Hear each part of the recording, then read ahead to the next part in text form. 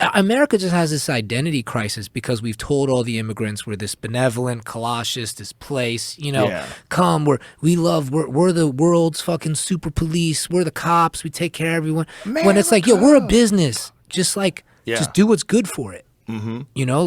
And if you start to look at it that way, decisions become much easier, but right now it's a country that serves too many masters internally within itself because you're serving business, but you won't admit it. Mm-hmm. And that's you're what serving I think business, you won't admit it. And also, what is a border?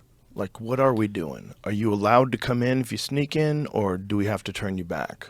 Do you, is it okay if it comes from the north, but not okay from the south? What about from the sides? Yeah.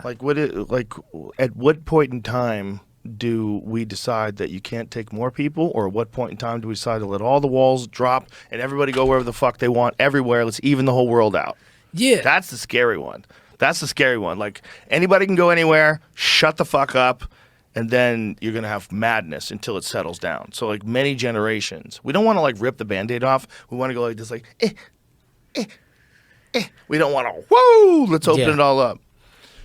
Yeah, opening it all up would be a real issue for a little bit. But I think in the long run, if everything was open, if everybody could go everywhere, probably be better for human beings.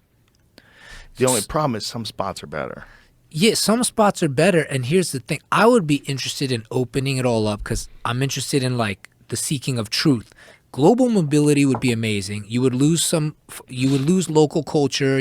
Certain things would become extinct. You would lose the idea of federalism. But if we look at the UFC, you would come to some agreements and truths. It would be like a UFC of life. Yeah. Because what's the UFC? It would probably take as long, too. It would probably take about 20 years to really figure it out until you get a elite, high-level, modern 2023 champion. Because the UFC is literally Enter the Dragon when it first started. Everyone from every country, bring your martial arts, try it out. I like what you're saying. It's so crazy, but I think it makes sense. Yeah.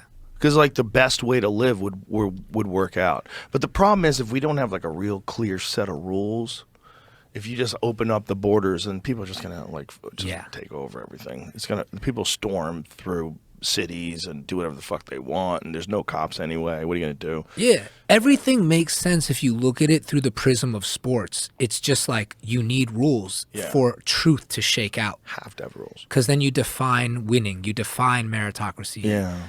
It's I would always say this, salary caps create, if you're gonna believe in competition, if we're gonna assume the idea that competition is the best thing for the global capitalism and we have to maintain it in its purest sense, then you need salary cap. Yeah. A salary cap for everything in life? The idea of a cap where it's you have to continue competing, sending you back, like boxing, right? Mm-hmm. If I compare boxing to UFC, the issue with boxing is you don't have to fight fights. Right.